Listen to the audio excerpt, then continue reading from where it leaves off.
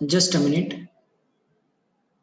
Screen ને પાછી આપણે શેર કરી દઈએ. મીનવાઇલ આપણે જે વાત કરતા હતા હું એ કહેવા માંગતો હતો કે એવી જ રીતે અમદાવાદમાં એક સાબરમતી ગુરુકુલમ સ્કૂલ છે, જો કદાચ તમે લોકો એનું નામ સાંભળ્યું હોય તો. એ સ્કૂલમાં સ્ટુડન્ટ દીઠ સિલેબસ હોય છે અને એક ગુરુજીના સામે 4 થી 5 વિદ્યાર્થી જ હોય છે, બરાબર. ત્યાં પણ એવું છે કે કોઈ ફીસ કે એવું લેવામાં નથી આવતું અને ત્યાં ભણાવવા માટે લોકોની લાઈન હોય છે અને લોકોનો નિયમ છે કે અમે અહીંયાથી કોઈ ડિગ્રી કે કોઈ તમારો છોકરો પાસ થયો છે એનું સર્ટિફિકેટ કે એવું કાંઈ જ નહીં મળે. તો જો તમે એના માટે અહીંયા મૂકવા માંગતા હોય તો અહીંયા ના મૂકતા. તો આ સ્કૂલ પોતાની રીતે એનાઉન્સ કરે છે, પણ એ લોકો એટલી ગેરંટી આપે છે કે અહીંયાથી ભણેલું બાળક દુનિયામાં ક્યારેય પાછું નહીં પડે. મારી વાત સમજાય છે? તો છે એવા લોકો અને એવી ઇન્સ્ટિટ્યૂટો પણ છે. તો એ આપણી ઉપર છે કે આપણે હવે ફક્ત એક્સક્યુઝ દઈને હું તમે કોઈના ઉપર બ્લેમ નથી કરવા માંગતો, પણ તમે ધ્યાન આપશો તો દેખાશે કે ઘણા બધા લોકો આના માટે કામ કરે છે. આજે મારે જ્યારે તમારી પાસેથી કંઈ લેવું જ નથી તો પછી મને કોઈ વસ્તુ આપવામાં સમજો છો કે હું બંધાયેલો નથી, તો પછી હું મારા દમ ઉપર કરું. આજે મારે બધી જગ્યાએથી વસ્તુ લેવાની હોય ને તો પછી હું બંધાઈ જાઉં કે મારે આનું માનવું પડે, ઓલાનું માનવું પડે, પછી મારે આટલી લેટ ગો કરવી પડે. પણ જ્યારે હું મારા જ ઉપર કરું છું કોઈ વસ્તુને તો પછી હું બંધાયેલો નથી. તો ધીરે ધીરે એવી સંસ્થાઓ પણ હજી બનતી આવશે, દેખાશે, છે જ. અભિભાવકની મેં તમને વાત કરી રાયપુરમાં, પછી એવી રીતે બેમિત્રાની અંદર છે માનવ તીર્થ કરીને જગ્યા છે. આખી યુનિવર્સિટી ચેતના વિકાસ યુનિવર્સિટી આના ઉપર બની છે છત્તીસગઢની અંદર, કે જેમાં બાળકોની કોઈ ફીસ નથી. મારી વાત સમજી છે? અને ફેકલ્ટીના કોઈ પગાર નથી. હવે તમે પૂછશો તો કેવી રીતે પૂરું થતું હશે? એના માટે તમે એકવાર એની વિઝિટ કરો તો તમારું ધ્યાન જશે કે કેવી રીતે ચાલે છે. તો હજી આપણે અમુક વસ્તુ જોઈ નથી એટલે આપણને એવું લાગે કે આવું કેવી રીતે પોસિબલ થતું હશે. સમજાય છે? ફાઇન. તો સ્ક્રીન બીજો કોઈને પ્રશ્ન હોય તો કરો, ત્યાં સુધી હું સ્ક્રીનને શેર કરું છું. તમારે કોઈ હજી કંઈ એવું કહેવાનું હોય તો જણાવો.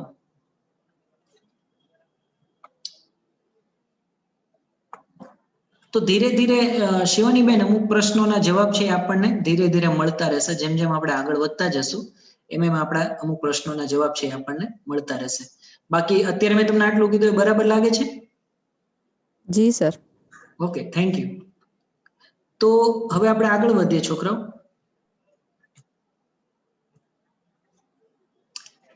ઓકે, હવે હું તમને એવું કહેવા માંગુ છું કે questions or problems in our life. તો પ્રશ્ન તમારા માટે એ છે કે how many questions or problems in our life. તમને શું લાગે છે કે આપણી લાઈફમાં કેટલા પ્રશ્નો અથવા કેટલા પ્રોબ્લેમ્સ છે, કેટલી સમસ્યાઓ છે? ફરીથી, તમને શું લાગે છે કે તમારી લાઈફમાં, માણસની લાઈફમાં, માણસ કહું છું એટલે પોતાને પહેલા આપણે સેન્ટરમાં લઈએ, તો આપણી લાઈફમાં કેટલા પ્રશ્નો આપણને લાગે છે? કોણ કહેશે? જણાવો.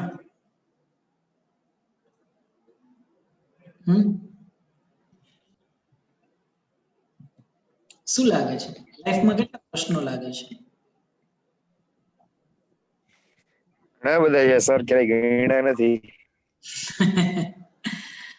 એક છોકરો કહે સાહેબ મારી તો આખી લાઈફ જ પ્રશ્ન છે. એટલે તમે એમ કીધું કે ગણ્યા નથી ક્યારેય, ઘણા બધા પ્રશ્નો છે.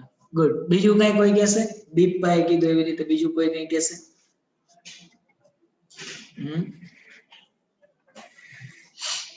કોણ કહેશે હજી? બહુ મસ્ત ટોપિક છે, હમણાં સરસ કન્ક્લુઝન ઉપર આપણે પહોંચશું. મારી સાથે રહેજો. How many questions in our life? Sir, હું બીના. પ્રશ્નો તો ઘણા બધા ઉદ્ભવતા જ હોય છે આપણી લાઈફમાં ડે ટુ ડે, પણ આપણે એ પ્રશ્નોને પ્રશ્ન બનાવવા કે ન બનાવવા એ આપણા ઉપર છે ડિપેન્ડ. તમે આમ સરસ મજાની કહેવાય ને ડિપ્લોમેટિક વાત કરી કઈ વાંધો નહીં. પણ મારું તો એટલું જ કેવું છે કે ઈ બનાવવા કે ના બનાવવા, બન્યા તો કેટલા બન્યા એમ સમજો છો. હું ખાલી એટલું પૂછું છું કે બને તો કેટલા. ઘણા બધા બનતા હોય છે. એ જ કહું છું સર, આપણી મેન્ટાલિટી ઉપર ડિપેન્ડ છે કે આપણે કઈ વાતને પ્રશ્નો બનાવવા કે ન બનાવવા. ઓકે, જેમ કે રસોઈ બનાવી છે એ પ્રશ્ન કહેવાય કે ના કહેવાય? હા કહેવાય સર, ચોક્કસ. સવાર ઉઠી ત્યારથી જ એમ થાય કે આજ શું બનાવશું. એટલે બપોરનું બસ બન્યું ન હોય તેમ થાય કે સાંજે શું બનાવશું. મેમ્બર્સ ને પૂછવા માંડે શું જમશો શું જમશો. ઓકે, બસ એટલે હું આ રીતે પૂછવા માંગતો હતો, હે ને? ફાઇન. પણ આ એક રીતે આ જોતા આપણને લાગે છે કે આપણી લાઈફમાં ઘણા બધા પ્રશ્નો છે. તો ઘણા એમ કે તો પછી ઘણા બધા પ્રશ્નો તેને ગણી જ ન શકાય. તો કે અગણિત પ્રશ્નો છે. અગણિત પ્રશ્નો સાથે લાઈફ જીવી શકાય? લાઈફ મારે વ્યવસ્થિત જીવવી છે, પણ લાઈફની અંદર મને લાગે છે કે પ્રશ્નો તો અગણિત છે. તો આ બેયનું બેલેન્સ કેમ કરવું? પછી લાઈફ તમારી લિમિટેડ છે, જ્યાં સુધી શરીર છે ને ત્યાં સુધી જ લાઈફ છે,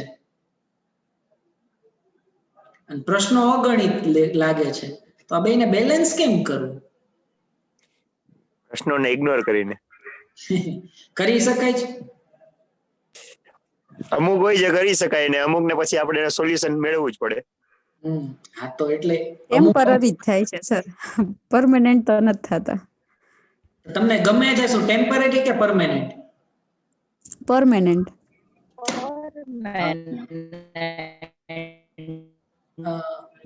ફરીથી કોઈ કહેશે શું બોલ્યા? મને સમજાણું નહીં. લાસ્ટમાં કોઈ કહેવા માંગતું હતું, અવાજ થોડોક એમનો ડિસ્ટર્બ થયો. પરમેનન્ટ કે છે સર. એના પછી કોઈ કંઈક બોલવા માંગતું હતું. ઓકે, નો પ્રોબ્લેમ. જી, તો તમારી વાત સાચી છે કે મારી ઈચ્છા તો એવી છે કે મારી સાથે મારી પાસે પરમેનન્ટ સોલ્યુશન હોય. પરમેનન્ટ સોલ્યુશન માટે પરમેનન્ટ કોઈ એન્ટિટી હોય કે પરમેનન્ટ કામ છે એ કરવું પડે.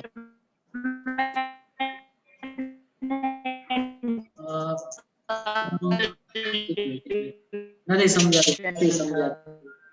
સમજાતું. ખુશાલી જાની, તમારો અવાજ પ્રોપર. નેટ પ્રોબ્લેમ છે સર, એટલે એનો વોઇસ ક્લિયર નહીં આવે. એમને કઈ મેસેજ કરી દો. હા, મેસેજ કરીને કહી શકાય. મેસેજ કરીને કહી શકાય. કઈ વાંધો નહીં, એમણે મેસેજ કરે ત્યાં સુધી આપણે ચર્ચા આગળ. તો હવે જો આ બહુ ઇન્ટરેસ્ટિંગ ટોપિક છે, એટલે મેં જ્યારે એવું કીધું કે ભાઈ લાઈફમાં કેટલા પ્રશ્નો છે, તો આપણને એમ લાગે અગણિત પ્રશ્નો છે, કોઈ દી સોલ્વ થાય કે નહીં, તો લાઈફ તો એમને પૂરી થઈ જાય. તો હું શું ખાલી લાઈફમાં પ્રશ્નના સોલ્યુશન કરતો રહું?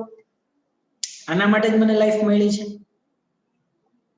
તો હવે બીજી વસ્તુ એ તમને પૂછવા માંગુ છું કે કદાચ આ પ્રશ્નનો જવાબ હજી આપણને અટપટો લાગે છે, પણ હવે જો આપણે એને એવી રીતે વિચારીએ, એવી રીતે પૂછીએ કે ભાઈ how many types of questions. હવે થોડોક પ્રશ્નને આપણે વ્યવસ્થિત કરી નાખીએ. બટ ઓબ્વિયસ છે, જેને મેં પહેલી વખતે પૂછ્યું તો તમને એવું લાગે કે સર આટલા બધા પ્રશ્નો છે, કેવી રીતે જવાબ આપું? પણ હવે હું એમ પૂછવા માંગુ છું કે how many types of question, કેટલી પ્રકારના પ્રશ્નો છે આપણી લાઈફમાં? આમાં તમે શું કહેશો? હાજી, બે. Okay, very good. કઈ કઈ પ્રકારના? એક અફેક્ટ કરી જાય ને એક અફેક્ટ ના કરે. ઓકે, શું નામ આપનું ભાઈ? મેવાડા ગોપાલ. ઓકે ગોપાલભાઈ, તો કયા અફેક્ટ કરી જાય ને કયા અફેક્ટ ન કરે? માની લો કે કોઈક આપણે ઇમોશનલી રીતે ક્વેશ્ચન કરે તો આપણે આમ અફેક્ટ કરી જાય. Very good, very good. બરોબર. ને બીજો આપણે આઉટ ઓફ સિલેબસ પૂછે તો આપણે બિંદાસ થી આન્સર આપી દઈએ, એ આપણે જરાય અફેક્ટ જ ના કરે. એટલે આઉટ ઓફ સિલેબસ કયું કે? આઉટ ઓફ મતલબ કે કોઈના મેરેજમાં આપણે જમવા જવાનું તો આપણે તૈયાર થઈ ગયા, હાલો ભાઈ, વિથઆઉટ અફેક્ટ. ને આપણે કઈ ટેન્શન ના હોય, પણ આપણે કોઈ ઇમોશનલી પૂછે ને આપણે કોઈ ઇમોશનલી માર પાડે તો એ આપણે અફેક્ટ કરી જાય. Very good, very good.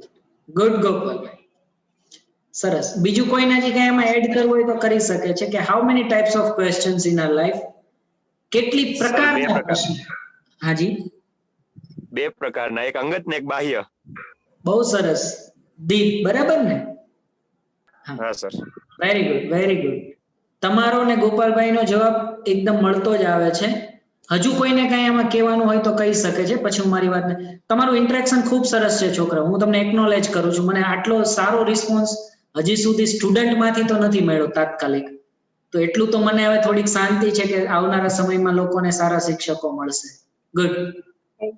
Thank you sir. Thank you sir. Good good. તો હા, બીજું કોઈ હજી કંઈ કહેવા માંગશે કે કેટલી પ્રકારના પ્રશ્નો? એનીવે, તો હું બંનેની વાતથી એગ્રી કરું છું કે લાઈફમાં પ્રશ્નો ઘણા બધા લાગી શકે છે, પણ એનો ટાઈપ વિચારશો ને છોકરાઓ, તો એ બે ટાઈપની અંદર આવી જશે. તો હવે આ બાઉન્ડ્રી બની ગઈ. જ્યાં સુધી બાઉન્ડ્રી નથી બનતી ને, તો ત્યાં સુધી એને સોલ્વ પણ કેમ કરવો અને એની બાજુ ધ્યાન પણ કેવી રીતે દેવું એ નથી સમજાતું. સમજો છો?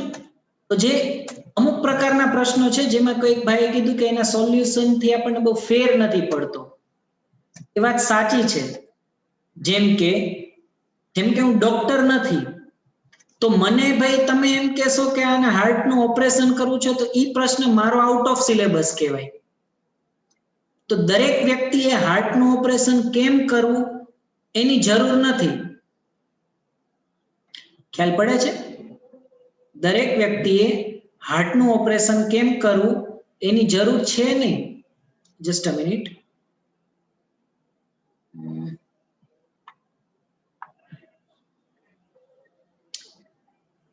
કારણ કે એ જેની આવશ્યકતા છે એ કરશે. બ્રિજ બનાવવો છે તો એ દરેકની જરૂરિયાત નથી. ઘઉં ઉગાડવા છે તો એ બધાએ જાણવાની જરૂર નથી. મારી વાત પહોંચે છે? એટલા માટે દરેક પ્રકારના પ્રશ્નોના જવાબ કદાચ તમારી પાસે ના હોવા તો એ કોઈ બહુ મોટી વાત નથી. પણ મારી લાઈફમાં જે દીપભાઈએ કીધું ને કે અંગત અને બાહ્ય, તો બાહ્ય પ્રશ્નોથી માણસ એટલો હેરાન નથી થતો, પણ જે અંગત પ્રશ્નો છે એનો જવાબ માણસને જોઈએ જ છે અને એ આપણને અફેક્ટ કરે છે અને એના જવાબ વગર આપણને નહીં ચાલે. જેમ કે મેં તમને કીધું પેલા ઈંડું આવ્યું કે મુરગી, હવે કદાચ આનો જવાબ મળે તોય ભલે ને ના મળે તોય ભલે, એનાથી તમારી લાઈફ આમ અટવાય નહીં જાય. તમે આમ કઈક આમ ગાંગા નહીં થઈ જાવ કે યાર હવે મારી લાઈફમાં શું બનશે, મને તો સમજાતું જ નથી કે પેલા ઈંડું આવ્યું કે મુરગી, મારું તો જીવવાનું દુષ્કર થઈ ગયું છે. આવું બને કોઈ દી? નથી બનતું. પણ જો મારા મમ્મીએ કે મારા પપ્પાએ મારા ઉપર થોડીક શંકા કરી અથવા મારી સાથે સરખું બોલતા નથી કે મારા ફ્રેન્ડ સાથે, તો મને કંઈક ફીલ નથી બરાબર થતું. મને એમ થાય છે કે યાર આવું કેમ બની ગયું, આનું સોલ્યુશન શું છે? ફટાફટ આ બધું સરખું બની જાય, પેલા જેવું થઈ જાય. એટલા માટે જે પ્રશ્નોના મને જવાબ જોઈએ છે એ અંગત પ્રકારના પ્રશ્નો હોય જ છે અને એ દરેક પ્રકારના પ્રશ્નોની જ્યારે આપણે સમીક્ષા વ્યવસ્થિત કરી શકશું તો જ આપણે એના કન્ક્લુઝન સુધી પહોંચશું. તો જોઈએ આગળ હવે એને કેવી રીતે આપણે રિઝોલ્વ કરી શકીએ. તો મેં કીધું બે પ્રકારના પ્રશ્નો છે. કયા બે પ્રકારના પ્રશ્નો? તો ટાઈપ એ પ્રકારના પ્રશ્નો અને ટાઈપ બી. ટાઈપ એ નો મતલબ છે કે જે સ્કિલને લગતા હોય, સ્કિલ, ટેકનોલોજી, આવડત, કારીગરી, અલગ અલગ કહી શકાય આને. કાર્યક્રમ, જેમ કે મેં પૂછ્યું ને કે રોટલી બનાવી, ભૂખ લાગી છે, રસોઈ કેમ બનાવી, તો રસોઈ કેમ બનાવી એ પ્રશ્ન કેને લગતો કહેવાય? સ્કિલને લગતો. કે પેલા મીઠું નાખવું, મરચું નાખવું, પેલા તેલ ગરમ કરવું, સમજો છો કે પેલા ડાયરેક્ટ પાણી નાખવું, શું કરવું, તો એના સ્ટેપ હોય છે. સ્ટેપ જેને આવડી જાય છે તો રસોઈ બનાવી લે છે. ચા કેમ બનાવી તો એ સ્કિલનો પાર્ટ છે. ખેતી કેમ કરવી સ્કિલનો પાર્ટ છે. કઈ ઋતુમાં કયા દાણા નાખવા જોઈએ ને કેટલું પાણી આપવું જોઈએ, કેટલી ટાઈપ પછી એને નીંદણ નીકળે છે તો એ કરવું પડે, એની વાવણી ફાઇનલી ક્યારે, પછી એમાં સમજો. મને બહુ ખ્યાલ નથી એટલે શબ્દો આગા પાછા થઈ શકે છે, પણ હું એમ કહું છું કે આ બધો સ્કિલનો વિષય છે. હાર્ટની બાયપાસ સર્જરી કરવી છે તો સ્કિલનો વિષય છે. સ્વિમિંગ કેમ કરવું તો એ સ્કિલનો વિષય છે. ગાડી ચલાવી કેવી રીતે ચલાવી તો સ્કિલનો વિષય છે. ભાઈ પેલા ગેરમાં નાખવું, ધીરે ધીરે ક્લચ ને છોડો. એ બુક વાંચીને તમે ના કરી શકો, ક્યાં તો આગળ કોકની અડી ગઈ હોય ગાડી. દરિયામાં કૂદો, પછી એક હાથને આમ ચલાવો બીજા હાથને આમ ચલાવો તો ભાઈ તળિયે પહોંચી ગયો હોય. તો સ્કિલને લગતા જે પ્રશ્નો છે એ શીખવાથી ધીરે ધીરે આવડી જાય, અને જેટલું તમારા માટે જરૂરી છે એટલું આપણે કરી લેવાનું, એ કે બહુ મોટી વાત નથી. તો સ્કિલને લગતા પ્રશ્નોનો મતલબ શું, હું શું કહેવા માંગુ છું તમને જણાવું. જેમ કે હું તમને એમ પૂછું કે 2 + 2 કેટલા થાય, તો અહીંયા જવાબ લખેલો છે 4. હવે હું તમને એમ પૂછું કે 2 + 3 કેટલા થાય, કેટલા થાય 2 + 3? તમને એમ લાગે આવું થોડું પૂછાય છે, પણ છતાંય હું પૂછું છું, 2 + 3 કેટલા થાય? 5 સર. 5. બહુ મોટો પ્રશ્ન હતો? ના નહીં, જરાય નહીં. અચ્છા, હવે હું તમને એમ કહું છોકરાઓ કે 2 + 3 6 થાય, તો તમને શું લાગશે? તમે માનશો? શક્ય છે સાહેબ, શક્ય રોંગ છે, આન્સર. હે? નહીં માનીએ. નહીં સાહેબ, માનું? શક્ય છે. હું માનું સાહેબ. હા, એટલે માનવા ન માનવાનું એમ ઈ સેન્સમાં નથી કરું, મેથેમેટિક્સ પ્રમાણે કહું છું કે 2 + 3 આપણે જે ભણ્યા છીએ એ કેટલા થાય? હું મોડેલ એલ્જેબ્રાના થ્રુ કહી શકું કે 2 + 3 = 5 ના થાય. એટલે હું એવી રીતે નથી પૂછતો, નોર્મલી પૂછું છું. જેમ કે 2 માં 2 એડ કરો ભાઈ તો 4 થાય, 2 માં 3 ઉમેરીએ તો 5 થાય. આપણે આવું ભણીએ છીએ. હું તમને એમ કહેવા માંગુ છું કે 2 + 3 બરાબર, હું એમ કહું કે 6 થઈ ગયા, તો નોર્મલી આપણે શું વિચારીએ કે આવું આપણે કોઈ એક્સેપ્ટ નથી કરતા. એક મિનિટ કારણ કે બધી આમ પેલું જ આવે છે કે 2 + 3 = 5 જ થાય. હા, આપનું શું કેવું છે એમાં? હું તો કહું છું કે 2 + 3 = 6 થાય, 7 થાય ને 8 થાય. અચ્છા, કેવી રીતે? એ મોડર્ન એલ્જેબ્રા થ્રુ તમે પ્રૂવ કરી શકો. હા, એટલે હું બસ ભાઈ એ જ કહેવા માંગુ છું કે આપણે એટલું બધું અઘરું કઈ નથી કરવું. આપણે બહુ સિમ્પલ કહેવા માંગીએ છીએ. સિમ્પલ જે આપણે ભણી ગયા ને કે 1 + 1 2 થાય, 1 + 2 3 થાય, હું આવું જ બધું કહેવા માંગુ છું. બરાબર, એવું તો ઘણું બધું હોઈ શકે. તમે કીધું ને મોડર્ન એલ્જેબ્રા છે, એલ્જેબ્રિક ઇક્વેશન હોય, ફઝી લોજિક, ઘણા બધા ટાઈપની વસ્તુ હોઈ શકે. આપણે એટલા બધા નથી પડવું. પ્રૂવ કરવા તો ગુજરાતીઓ ઘણું બધું કરી દે, બરાબર ને? આપણે એવું બધું નથી કરવું. આપણે બહુ સિમ્પલ પૂછીએ છીએ કે 2 + 2 4 થાય, હું એમ કહું 5 થાય, તો હવે તમને કેવું લાગશે?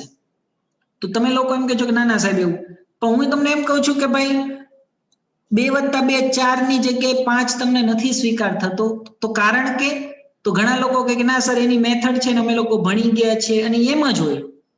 એક સાહેબ અમારા મેથ્સના સર હતા, એને મેં કીધું સર 2 + 3 હું એમ કહું 6 થાય, તો તમે માનશો? એ કે હું ના માનું. મેં કીધું કે અચ્છા આખું રાજકોટ આવીને કહેશે કે 2 + 3 6 થાય, તો તમે માનશો? તો કે ના માનો.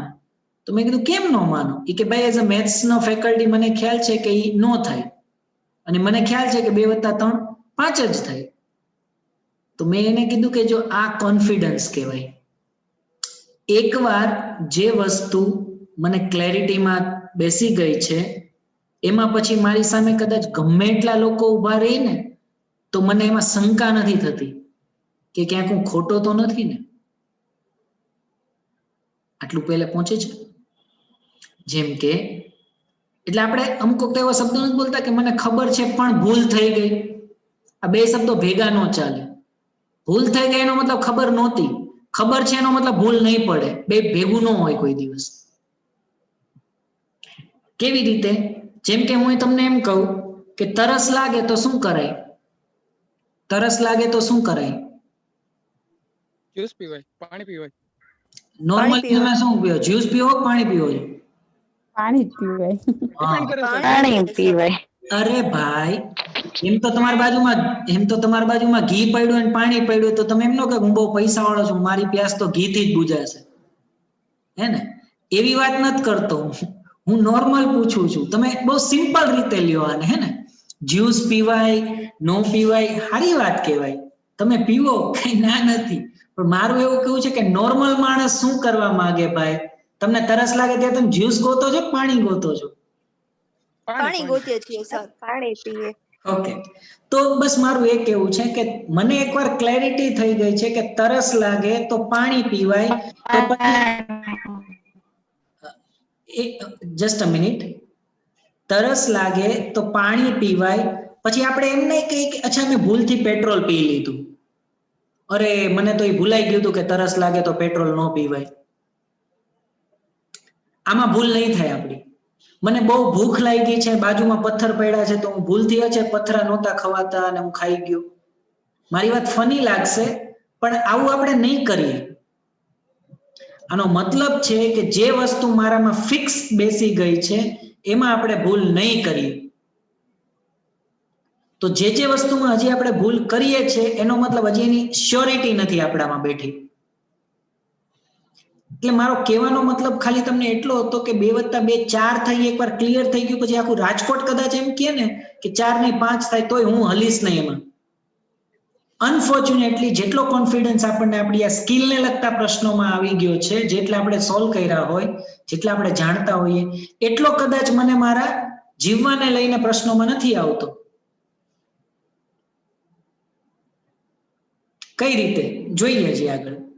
બીજો એક પ્રશ્ન જેમ કીધો મેથ્સનો જ લીધો છે મેં. x+y² કેટલો થાય? તો મેથ્સમાં આપણે લોકો એનું મેથડ ભણી ગયા કે x² + y² + 2xy થાય, બરાબર? કે x² + 2xy + y² તમે જેમ લખો એમ લખી શકો છો. એનાથી આગળ કે ભાઈ હાઇડ્રોજનની અંદર બહારની સાઈડ જો તો કેટલા ઇલેક્ટ્રોન હોય, તો એનું મોડેલ છે ભાઈ એક જ ઇલેક્ટ્રોન હોય. તો હવે આમાં હું આવા પ્રશ્નો પૂછવા માંગુ છું ભાઈ. હવે આમાં તમે એમ ન કહો કે 1 હોય ને 2 હોય ને 5 હોય, એવું ના બની શકે. હાઇડ્રોજન જ્યાં પણ મળશે, એ પાકિસ્તાનમાં મળે, ઓસ્ટ્રેલિયામાં મળે કે મંગળ ઉપર મળે, એની બહારની જે કક્ષા જેને કહેવાય ઓર્બિટ, એમાં એક જ ઇલેક્ટ્રોન હોય. એટલે તો સાયન્ટિસ્ટ એમ કહે છે કે અહીંયાથી મળેલી ધાતુ આ છે, કારણ કે એને સરખાવે છે ને પોતાના કોમ્પોનેન્ટની સાથે, એટલે તો એ કહી શકે છે, નહીંતર કહી તો શકે. તો એનો મતલબ છે કે સ્કિલને લગતા પ્રશ્નો છે એનો જવાબ બધા માટે સરખો હોય. 2 + 2 તમારા માટે 4 થાય, ઓસ્ટ્રેલિયામાં જે રહેતો હોય એના માટે 4 થાય, નાના બાળક માટે 4 થાય, લેડીઝ માટે 4 થાય, જેન્ટ્સ માટે 4 થાય, એજેડ માટે 4 થાય, અમીર માટે 4 થાય, ગરીબ માટે 4 થાય. અમીર છે એટલે 4 ના 5 નો થઈ જાય કે કાળા ધોળામાં ફરી ન જાય. આ બ્યુટી છે એની. તો સ્કિલને લઈને જેટલા પ્રશ્નો છે એના જવાબ બધા માટે સરખા હોય, એટલા માટે મેથ્સમાં 2 + 2 = 4 ભણાવી શકાય છે. જો એ વ્યક્તિ દીઠ ફરતું હોત ને તો ક્યારે ભણાવી ન શકાય. નંબર ઓફ ઇલેક્ટ્રોન્સ જો હાઇડ્રોજનમાં ફરી જતા હોય તો સાયન્સ બધા માટે અલગ હોત. તો તમારા માટે સાયન્સનું બુક અલગ ને બીજા માટે સાયન્સની બુક અલગ, એવું હોય છે? સાયન્સ એટલા માટે બધી જગ્યાએ સરખું ભણાવી શકાય છે. પણ જ્યારે વાત માણસની કરવા જઈએ છે તો માણસ કાં હિન્દુ બની ગયો, કાં મુસ્લિમ બની ગયો, કાં ખ્રિશ્ચન બની ગયો, કાં પારસી બની ગયો, અમીર બની ગયો, ગરીબ બની ગયો, આ ધર્મનો, પેલા ધર્મનો, આ જ્ઞાતિનો, પેલી જ્ઞાતિનો, એ લેડીઝ ને જેન્ટ્સ ને જાત જાતનો બની ગયો, પણ માણસ નો રહ્યો. અને એટલા માટે છોકરાઓ માણસને એજ્યુકેશનમાં લાવવો બહુ અઘરી વસ્તુ બની ગઈ છે. પહોંચે છે મારી વાત? કારણ કે જેવું તમે એની વાત કરવા જશો કોક ઊભું થશે. એટલા માટે આપણે કેટલી દુઃખની બાબત કહેવાય, દુવિધા આપણી એ છે કે આપણે જેના માટે એજ્યુકેશન છે એની ક્યાંય એજ્યુકેશનમાં ચર્ચા નથી. જેના માટે આ બધું છે એની ક્યાંય એજ્યુકેશનમાં ચર્ચા નથી.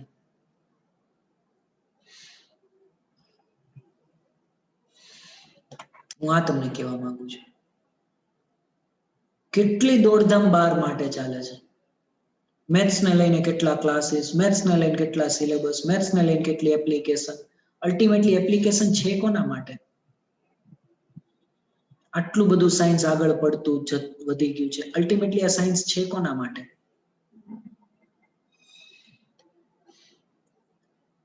તો જે તમને લાગે છે ને કે અગણિત પ્રશ્નો છે, એ અગણિત પ્રશ્નો આ સાયન્સમાં તમને લાગી શકે છે. તો છોકરાઓ, મારે બધા જ પ્રકારના પ્રશ્નોની કદાચ જાણ ના હોવી તો એ કઈ બહુ મોટી વાત નથી કે ભાઈ મને બધા જ પ્રશ્નોના જવાબ ખબર નથી. હા, મારી ફિલ્ડ સાથે જોડાયેલા પ્રશ્નો જાણવા મારી માટે અનિવાર્યતા છે. એક હાર્ટનો ડોક્ટર છે તો એને કેવી રીતે સર્જરી કરવી જોઈએ, બાયપાસ કેવી રીતે થાય, એની જાણવા માટે એની આવશ્યકતા છે. પણ કોઈ ફિઝિયોથેરાપિસ્ટ છે તો કદાચ એની આવશ્યકતા નથી કે હાર્ટનું ઓપરેશન કેવી રીતે થાય. આ એના જેવી બાબત છે. ક્લિયર? એક એન્જિનિયર છે, સિવિલ એન્જિનિયર, તો એક કેવી રીતે બ્રિજ બનાવવા એની આવશ્યકતા છે. એઝ એન ઇલેક્ટ્રોનિક એન્જિનિયર કદાચ એની આવશ્યકતા નથી કે બ્રિજ કેવી રીતે બનાવવામાં આવે. તો દરેકની બ્રાન્ચ અલગ ઈ સેન્સમાં હોઈ શકે છે, દરેકની ફિલ્ડ ઈ સેન્સમાં અલગ હોય. એટલા માટે હું એમ કહું છું કે આપણે મેથ્સની જરૂર પડશે, આપણે કેમેસ્ટ્રીની જરૂર પડશે, આપણે ફિઝિક્સની જરૂર પડશે, આપણે મેડિકલ સાયન્સની જરૂર પડશે, આપણે ખેતીની જરૂર પડશે. ઈ સેન્સમાં આપણે બધા જ લોકો એકબીજાના પૂરક કહેવાય, કોઈ નાનું મોટું નથી. તો સ્કિલને લઈને જેટલા પ્રશ્નો છે એના જવાબ બધા માટે સરખા હોય.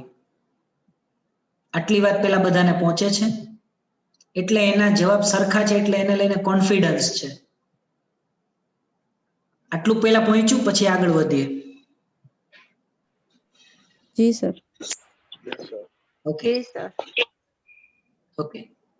Now the second type, that is type B. નો સમજાણું. ખુશાલી, તમારા કઈક પ્રોબ્લેમ છે. હવે જે બીજો મુદ્દો આવે છે કે બીજા પ્રકારના પ્રશ્નો, that is type B type questions. તો જે કોઈએ કીધું કે લગભગ દીપ એવું કહેતા હતા કે અંગત અને બાહ્ય. તો એ અંગત છે, they are directly related to my feelings, they are related to the relationship. એટલે કે રિલેશનશિપ એટલે આપણે હું શું કહેવા માંગુ છું, સંબંધોને લઈને, મારા વિચારોને લઈને, મારા ભાવને લઈને, મારી ફિલિંગ્સને લઈને. એક પ્રશ્નો આ છે કે જેનો હું જવાબ માંગવા ઈચ્છું છું. હવે એવા પ્રશ્નોને આપણે જોવા જઈએ, સપોઝ તો માનો કે brother and sister. Brother and સિસ્ટરને લઈને પ્રશ્નો, સપોઝ આપણે એક એક્ઝામ્પલ લઈએ. હું નોર્મલી છોકરાઓને ક્લાસમાં ઘણી વખતે પૂછતો હોઉં છું કે માની લો કે એક જ સમય ઉપર નાનો ભાઈ છે ને બેન મોટી છે. એક જ સમય ઉપર બેયને ટીવી જોવું છે. ભાઈ કે ભાઈ મારે કાર્ટૂન જોવું છે, બેન કે મારે એક સિરિયલ જોવી છે. રિમોટ એક જ છે ને ટીવી એક જ છે. તો બેમાંથી એક જોશે કોણ? પ્રશ્ન બન્યો. જેમ 2+2 કેટલા થાય એક પ્રશ્ન હતો, એમ હવે આ બેની વચ્ચે ટીવી જોશે કોણ એ પણ એક પ્રશ્ન બન્યો. હવે આનો જવાબ શું હોઈ શકે? કોણ કહેશે? નાનો ભાઈ. કેવી રીતે અને શું?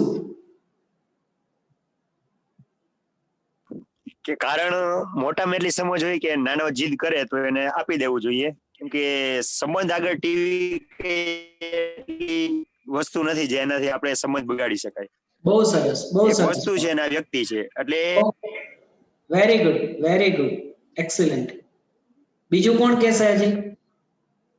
તો એવું બની શકે ને ક્યારેક નાનો હોય એવી જીદ કરે કે જે આપણે ફૂલફિલ ન કરી શકીએ. હા, ઓકે, વેરી ગુડ. બીજું કઈ? તો હજુ કોઈ કઈ કહેશે? હવે કોઈ કઈ કહેશે હજી? વિચારો શાંતિથી, કયો.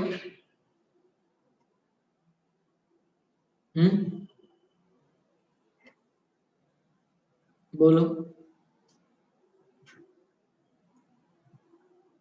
વિચારીને કયો.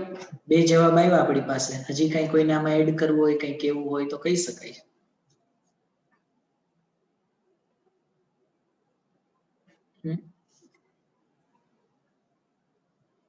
હજુ એકાદ જવાબ થઈ જાય, પછી આગળ વધીએ.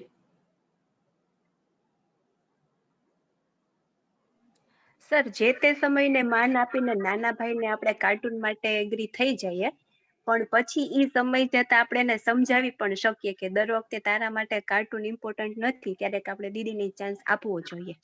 તો એનામાં એ મેન્ટાલિટી ડેવલપ થાય કે ના, દર વખતે મારી જીત સંતોષવામાં આવે છે, યોગ્ય નથી. બરાબર, બહુ સરસ, બહુ સરસ. તમે ખરેખર ટીચર જ બનવાના છો. સર, ઓલરેડી હું ટીચિંગ લાઈનમાં જ છું. તમારા જવાબ ઉપરથી મને એટલું તો લાગે જ છે. Good, thank you sir. Very good, very good. તો જો મેં જ્યારે એવું પૂછ્યું કે હાઇડ્રોજનમાં કેટલા ઇલેક્ટ્રોન હોય, તો તમે એવું કીધું સાહેબ ઈ તો એકય હોય, 2 હોય ને ડિપેન્ડ કરે, ક્યારેક 4 થઈ જાય, આવું બન્યું કે? પણ એમાં આપણે એવું કીધું ના એક જ હોય. પણ મેં જ્યારે આવો પ્રશ્ન પૂછ્યો કે ભાઈ ને બેન બેયને ટીવી જોવું છે, તો જવાબ કેટલા બધા વેરી કર્યા. તમે અત્યારે તો 3 લોકોએ જવાબ આપ્યા, પણ ત્રણેયના જવાબમાં તો વેરિએશન આવ્યું ને. હા કે ના? હા સર. Yes sir. એનો મતલબ એમ છે કે જેટલા મારી જીવવાની સાથે જોડાયેલા પ્રશ્નો છે એ વેરી કરે છે. હવે તકલીફ એ નથી કે હાઇડ્રોજનમાં એક ઇલેક્ટ્રોન છે કે બે, એનાથી મારી લાઈફ બહુ ડિસ્ટર્બ નથી થતી. પણ કદાચ રોજ મારો ભાઈ મારા જ ટાઈમે કાર્ટૂન જોવા મળશે તો એક સમય પછી દીદી છે એનું કંઈક થઈ શકે છે એમ. તો ઈ પ્રશ્નનો જવાબ મારા માટે વધારે ઇમ્પોર્ટન્ટ થઈ ગયો. કારણ આનું શું કરું? મને તો અમારા એન્જિનિયરિંગમાં તો ઘણા છોકરા એમ કે એ તો સાહેબ નાનો હોય, નાના થોડું એટલું બધું કરાય, તો આપણે ઝાપટ મારીને લઈ લઈ રિમોટ. કોક તો એવું કે પછી બીજા કે નાના આપણે એને મરાય ને, એટલે આપણે કે હું તો એ કે એવું કહી દઉં કે જો આવવા દે પપ્પાને હાંજે, એને કહી દઉં બધું, આખો દી તું ટીવી જોતો. એટલે કેટલા બધા જવાબ મળે એમ, અલગ અલગ પ્રકારના. તો હું એમ કહેવા માંગુ છું કે બ્રધર સિસ્ટરને લઈને જે પ્રશ્ન ઉદ્ભવે છે, કોઈ પણ હોય, આ તો એક જસ્ટ રિમોટની વાત હતી, આવા તો બીજા પણ ઘણા પ્રશ્નો હોઈ શકે છે મે બી, પણ એના જવાબ છે એ અલગ અલગ વેરી કરે છે. તો એમાં સાચું શું છે? જેમ કે આમાં કેમ આપણને ખબર હતી કે ભાઈ આનો કંઈક નિયમ હોવો જોઈએ, તો એ નિયમ પ્રમાણે આપણને જવાબ મળી ગયો. તો આમાં પણ સાચું શું હોઈ શકે? શું કરવું જોઈએ? આવી સ્થિતિની જ્યારે મારામાં સમજ હશે તો હું સારી રીતે એ પરિસ્થિતિને ટેકલ કરી શકીશ. નહીતર તમે કીધું ગણતરી ચાલુ થાય, દર વખતે મારે જ ટીવી જતું કરવાનું, જોવાનું, દર વખતે મારે જ રિમોટ આપી દેવાનું, અમે મોટા છે એટલે શું દર વખતે નાનાનું માનવાનું, આવી ગણતરીઓ ચાલુ થાય. એ પેલા ન દેખાય પણ અંદર તો અંદર ચાલતી હોય. એક વસ્તુ યાદ રાખજો, સંબંધોમાં ક્યારેય ગણતરી ના હોય. સંબંધોમાં એકચ્યુઅલી ગણતરી પૂરી થાય ને ત્યારથી સંબંધ સ્ટાર્ટ થાય. મા બાપ જ્યારે બાળકોને આંગળી પકડીને ચાલતા શીખવે છે તો એવું કે ભાઈ જો આજે તું 5 વાર પડ્યો છો, સવારથી 5 વાર તને લઈને ફરું છું, હવે તું તારી જાતે તારું જોઈ લેજે, તને આવડે તો ભલે, ન આવડે તો ભલે, મારે કેટલી વાર આંગળી પકડી, આવું આપણે બોલીએ? કે પછી આપણે ક્યાં સુધી આપણે એની આંગળી પકડી રાખશું? ક્યાં સુધી આપણે આંગળી પકડીને ચલાવશું? જ્યાં સુધી પોતાની મેળે ચાલતા ન શીખે ત્યાં સુધી. એક્ઝેક્ટ. આનો મતલબ છે, હવે આમાં ગણતરી આવી કે રોજના હું 5 વાર ચલાવ્યું, 10 વાર ચલાવ્યું, આમાં ગણતરી આવે છે કે નહીં? કારણ કે સંબંધ દેખાશે તો ગણતરી નહીં આવે. જો સંબંધ નહીં દેખાય તો ગણતરીઓ સ્ટાર્ટ થઈ જશે. તો એટલા માટે હું તમને એ કહેવા માંગતો હતો કે જ્યારે ગણતરી પૂરી થાય છે 4:30, જ્યારે ગણતરીઓ પૂરી થાય છે ત્યારે સંબંધ દેખાવાની શરૂ થાય છે.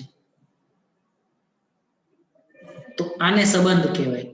આવા કેટલા સંબંધો છે કે જેમાં આપણી ખરેખર ગણતરી જ નથી હોતી. ધ્યાન આપશો તો દેખાશે કે ખરેખર હું જેને સંબંધ માનું છું એ સંબંધ છે. હજી સંબંધની આપણે સરસ મજાની વ્યાખ્યા કરશું આગળ જતા. પરિવાર જ્યારે ટોપિક ખુલશે ને ત્યારે તમને ઘણી બધી વસ્તુ ક્લિક થશે. વિશ્વાસ એટલે શું, સન્માન એટલે શું, પરિવારનો મતલબ શું, કુટુંબ શું, સંબંધ કોને કહેવાય, કેટલા પ્રકારના સંબંધો હોય, સંબંધોમાં અપેક્ષાઓનો મતલબ શું છે, શું અપેક્ષા ન જ રાખવી જોઈએ, આ બધા પ્રશ્નોના જવાબ તમને ત્યારે મળી જશે. મેં કીધું ને, કન્ટેન્ટની બ્યુટી છે છોકરાઓ કે પૂછવા માટે આપણી પાસે કોઈ પ્રશ્ન નહીં વધે. હા, તમારે એટલી નિષ્ઠાથી એમાં સમજવા માટે લાગવું પડે, એટલું ખરું. ફાઇન.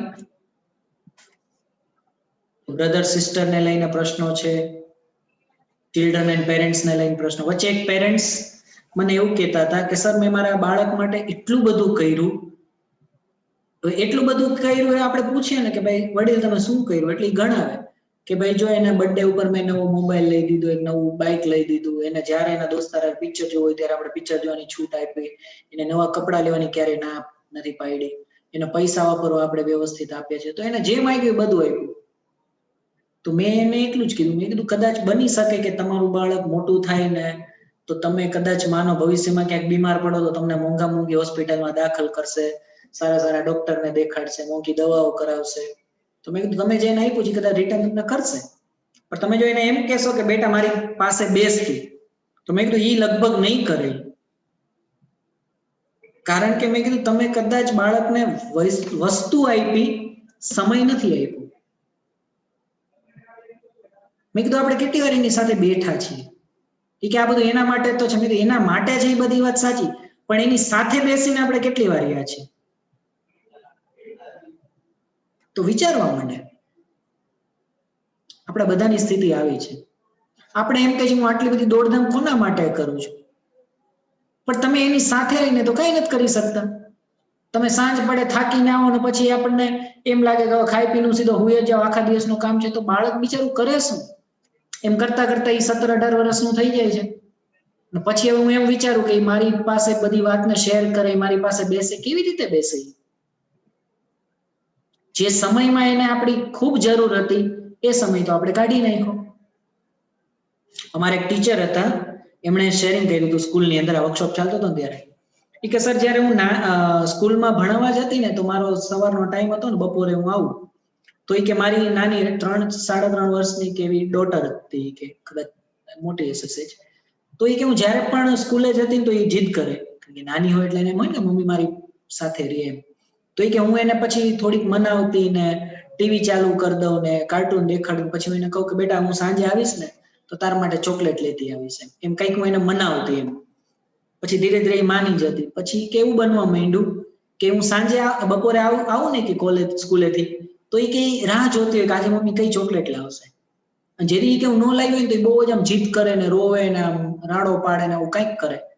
તો એ કે મને અચાનક મારું ધ્યાન ગયું, હવે એ કે વર્કશોપ પછી મારું ધ્યાન એવું જાય છે, આ કન્ટેન્ટ આવ્યું બધું સમજ્યું, એ કે ખરેખર મારી જે ડોટર છે, મારી દીકરી છે, એને મારા આવવા કરતા તો મમ્મી આજે કઈ ચોકલેટ લાવશે એની ખુશી વધારે હતી, અથવા એની જાણવાની જગ્યા સહી હતી કે આજે કઈ ચોકલેટ લાવશે. તો એના મમ્મીની કોઈ ઓલી નહોતી. તો એ કે આ તો બહુ ડેન્જર સ્થિતિ કહેવાય. પછી કે મેં કીધું તો તમે કર્યું શું આના માટે, તમે શું વિચાર્યું એમ? તો એ કે પછી મેં એવું વિચાર્યું કે ભાઈ પછી એને કે હું નીકળું ને સ્કૂલે જવા, તો કે હું મારી ડોટરને એમ કહેતી કે બેટા હું જ્યારે સાંજે આવીશ ને તો હું તારી સાથે રમીશ. તો એ કે સ્કૂલેથી છૂટીને કે હું સર જેટલી ગમે એટલી ભલે થાકી ગઈ હોય પણ હું આવીને પછી એની માટે 1 કલાક, 1.5 કલાક, 2 કલાક જેટલો ટાઈમ હોય હું એની હારે રમતી. તો ધીરે ધીરે હવે એનું ધ્યાન જે ચોકલેટ કે વસ્તુ બાજુ હતું એ શિફ્ટ થવા માંડ્યું મમ્મી બાજુ. પછી કે હું રોટલી બનાવું તો મેં એના માટે નાનું વેલણ અને નાનું પાટલું ને એવું લઈ દીધું છે. તો કે થોડોક લોટ એને આપી દઉં, ભલે રોટલી જેવી થાય એવી, જેવો શેપ થાય, પણ હું કરું એની ભેગું ભેગું એ કરે.